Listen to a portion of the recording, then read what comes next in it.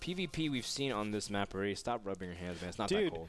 No, this is anticipation. This is, I can't wait for this to happen. Rotterdam is in the back doing the same thing. He's like, oh my god, I can't wait for this. Builds, I can't wait for this. On Tal'Darim Altar, builds have been pretty linear for a long time, just because, again, there's no ramp between the main and natural. Well, you say that. Finale versus Sangho really changed. Shook things up, man. It's true.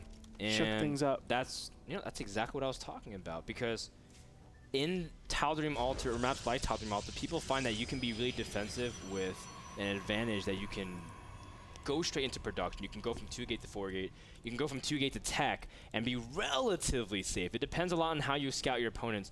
Now, we've been seeing less and less scouting in PvP as well. People have actually been relying a lot less on probe scouts because you can't trust what you see. In fact, a lot of times what you see doesn't tell you anything. Correct. If you see 2 gas before cybernetics core, that can mean almost every kind of tech play. It gives you like tiny little indications. Here, I'll give you guys a little lesson right now. See this assimilator? It takes 30 seconds to make.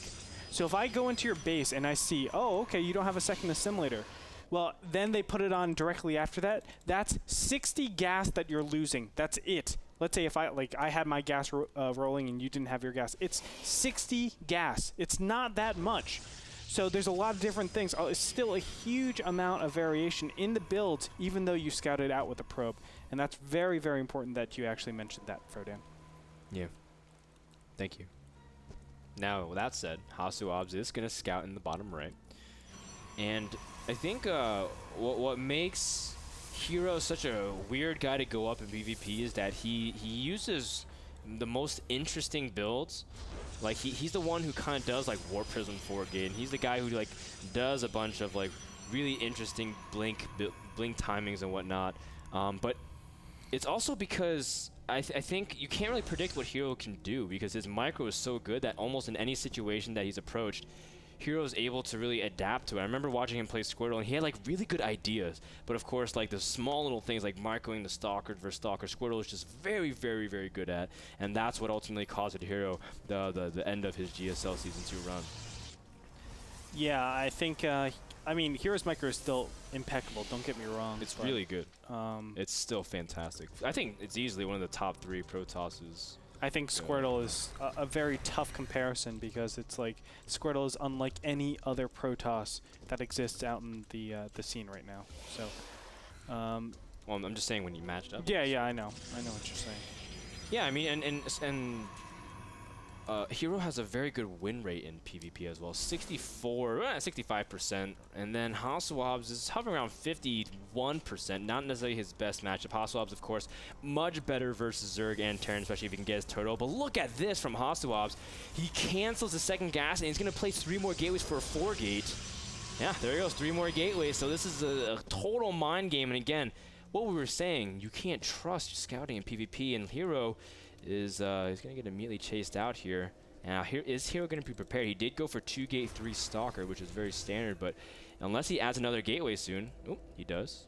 But if he didn't add a gateway, he would have been in a lot of trouble with Detect. And what he's trying to do is just get the Stalker count advantage. That usually kicks in with the 2nd and 3rd warp in, not so much the 1st warp in. So if he can survive past the 1st warp in, he'll be in a pretty good position. But right now, HerO has the Stalker very out of place. Now, 2 additional Stalkers are going to meet up over here.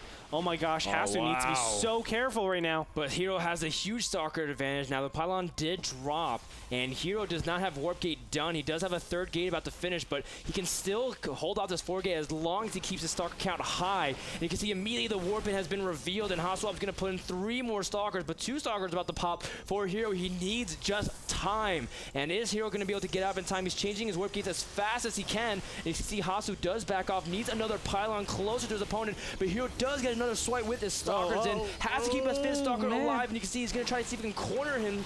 But Hasu does end up getting outnumbered immediately, and HerO's going to get the Stalker advantage. Hasu's going to fight at a disadvantage, and you can see immediately HerO, it looks like he's in the clear for now, but another warp-in is imminent. And look at this, it's mostly Zealots, 2 Zealots and a single Stalker, and that's all he can really do. There's not a lot of gas that he has to work with only 1. One is up, so you can see just the amazing amount of Stalkers really putting the punch into his attack. Great targeting from HerO as well, picking off the probes. Now, he is messing up just slightly, but of course he's trying to stutter step and kite back, but he has to make sure he gets the shot off. You can see immediately he's dancing around the Zealots. Hasuobs chasing as best as he can, and it's a pretty decent position for Hasu if he had the Stalker count, but he doesn't, and he has to back off yet again.